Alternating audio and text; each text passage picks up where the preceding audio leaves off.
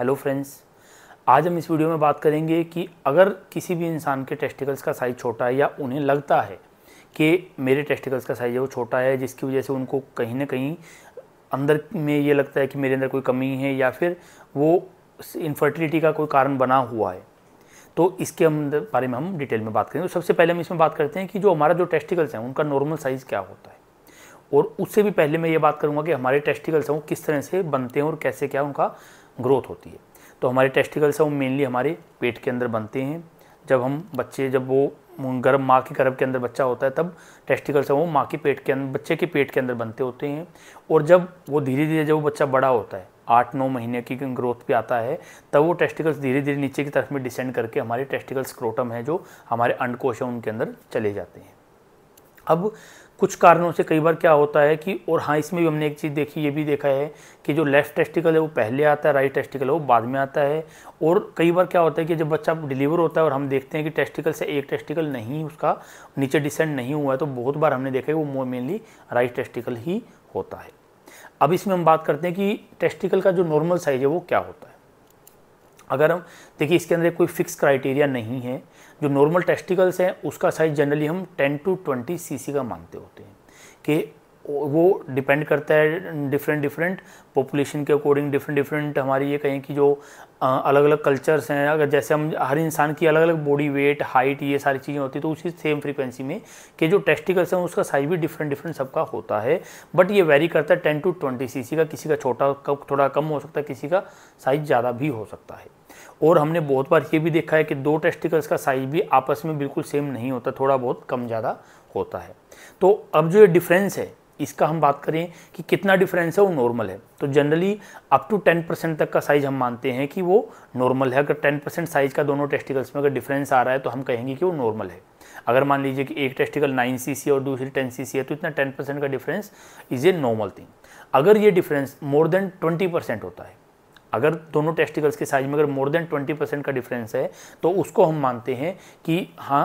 आपके टेस्टिकल्स में डिफरेंस है, एक टेस्टिकल का साइज आपका छोटा है। अब इसी में हम आगे बात करते हैं कि क्या क्या ऐसे कारण हैं जिसकी वजह से टेस्टिकल्स है उनका साइज छोटा हो जाता है। तो इसको मैं अगर हम बात करें तो मैं इसको चाहूँगा कि हम इसको दो तरीके से डिवाइड करें। एक ऐसे कारण है जो आपको सिंस बर्थ होते हैं या फिर किसी न किसी उन कारणों से होते हैं, जैसे कि सबसे पहले होता है जेनेटिक कारण, कि जेनेटिकली हमने देखा है कुछ लोगों की टेस्टिकल्स का साइज छोटा होता है। दूसरा अनडिसेंडेड टेस्टिस, कि जो टेस्टिकल्स हमारे ग्रोथ के टाइम पे जो नीचे आने थे, ऊपर पेट में से बन के और नीचे की तरफ में डिसेंड करने थे, वो किसी भी कारण से वो प्रॉपर डिसेंड नहीं हुआ और वो एक टेस्टिस है या दोनों टेस्टिस ऊपर पेट के अंदर ही रह गए और बाद में उनकी ग्रोथ प्रॉपर नहीं हुई, वो साइज में छोटा हो गया। तीसरा आता है किसी में टॉर्जन टेस्टिस। टॉर्जन टेस्टिस भी क्या होता है कि हमारी एक जेनेटिक कंडीशन होती है जिसके अंदर क्या होता है कि हमारी टेस्टिकल वो फ्री मूव कर रहा होता है, और वो जब किसी भी स्ट्रेस में, किसी भी एकदम से झटके से, किसी भी कारण से वो टॉर्जन हो जाता है, वो रोटेट कर जाता है। रोटेट होते ही क्या होगा कि जो उसकी जो ब्लड सप्लाई है वो रोटेट होकर बंद हो जाएगी, जिसकी वजह से टेस्टिकल्स के अंदर बहुत ज़्यादा सीवियर पेन होता है पेशेंट को। और फिर उसके बाद अगर उसको ठीक ना किया जाए या फिर क्रोनिकली अगर ऐसा होता है तो धीरे धीरे वो टेस्टिकल का साइज सिकुड़ के वो छोटी हो जाती है।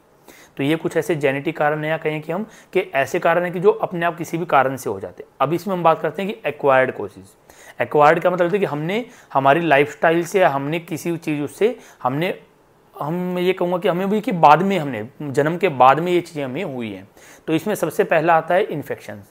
कि हमने ये देखा है कि जिन लोगों में क्रोनिक इन्फेक्शंस हो जाते हैं टेस्टिकल्स में, एपिडेमोर्काइटिस हो जाती है, ओर्काइटिस हो जाता है, तो उनमें हमने देखा है कि क्रोनिक स्टेजेस के अंदर टेस्टिकल्स हैं वो सिकुड़ के छोटे हो जाते हैं, उनका साइज छोटा हो जाता है। दूसरा हमने देखा है क्रोनिक स्टीरॉयड अब्यूज़, कि आजकल की जो यंग जनरेशन है, खास करके जो जिम या एक्सरसाइज जो वर्कआउट करते हैं, वो लोग कहीं ना कहीं एक्सेस में स्टीरॉयड का यूज़ करना शुरू कर देते हैं। और स्टीरॉयड के यूज़ से, क्रोनिक स्टीरॉयड यूज़ से क्या होता है कि जो हमारे जो टेस्टिकल्स हैं वो उनका मेनली दो काम होता है, एक तो स्पर्म बनाना, दूसरा टेस्टोस्टेरोन्स बनाना। और अगर आप अपनी बॉडी के अंदर एक्स्ट्रा बाहर से अगर टेस्टोस्टेरोन ऐड करना शुरू कर देंगे तो एक फेज ऐसा आ जाएगा कि बॉडी अपना टेस्टोस्टेरोन प्रोड्यूस करना बंद कर देंगी, और जिसकी वजह से फिर आगे चल के कल को ये हमने देखा है, स्टडीज़ में हमने पाया है कि टेस्टिकल का साइज भी सिकुड़ के छोटा हो जाता है। फिर इसमें आगे अगर मैं बात करूँ तो ट्रोमा भी हमने देखा कि काफ़ी कॉमन कारण है, कि किसी भी कारण से, किसी भी दुर्घटना में किसी भी कई बार पेशेंट को चोट लग जाती है टेस्टिकल्स पे, अंडकोश पे, और फिर बाद में क्या देखते हैं कि धीरे धीरे क्रोनिकली वो टेस्टिकल्स हैं उनका साइज का छोटा हो जाता है, सिकुड़ जाते हैं। और इस सीक्वेंस में आप बात करें तो आगे आता है वेरिकोस सील, हमने स्टडीज़ के अंदर ये बहुत मतलब कि हमने ये पाया है कि जो मेल इनफर्टिलिटी है उसमें 30 to 40% हम देखें तो कारण पाया जाता है वेरिकोसील। और वेरिकोसील अगर हम ट्रीट नहीं करेंगे तो क्रोनिक फेजेज में जाके वो क्या करेगा कि टेस्टिकल्स का टेम्परेचर इतना बढ़ा देगा और टेस्टिकल अपना काम करना बंद कर देंगे और धीरे धीरे फिर वो श्रिंक होकर छोटा होकर साइज उनका छोटा हो जाता है। अब अगर इसमें बात करूं कि जितने भी कारण हैं, चाहे वो जेनेटिकली या फिर एक्वायर्ड जो भी कारण है, इनमें से अगर मैं ये बात करूं कि कौन सी चीज़ ऐसी है कि जिसको रोका जा सकता है, रिवर्स किया जा सकता है, तो सिर्फ एक वेरिकोसील ऐसा है अगर जिसको हम टाइमली अगर ट्रीट करते हैं, अगर हम टाइमली अगर वेरिकोसील को ट्रीट कर लेते हैं तो जो टेस्टिकल एट्रोफी है उससे हमारे पेशेंट को बचाया जा सकता है। और कल को अगर भविष्य में अगर उसको कहीं भी इनफर्टिलिटी का चांसेस है तो वो उसको भी हम काफ़ी हद तक कम कर सकते हैं, रोक सकते हैं। अगर आपको हमारी ये इन्फॉर्मेशन अच्छी लगी तो आप हमारी वीडियो को लाइक, शेयर एंड सब्सक्राइब कर सकते हैं। और अगर आपको आपके नोन को, फ्रेंड को, रिलेटिव को, किसी को अगर वेरिकोसील या इससे ऐसे कोई रिलेटेड प्रॉब्लम है तो आप नीचे दिए गए नंबर पे आप हमसे कंसल्ट कर सकते हैं, हमसे डिस्कस कर सकते हैं, ताकि हम आपकी हेल्प कर सकें और इस बीमारी से मिलकर लड़ा जा सके, इसको बचाया जा सके।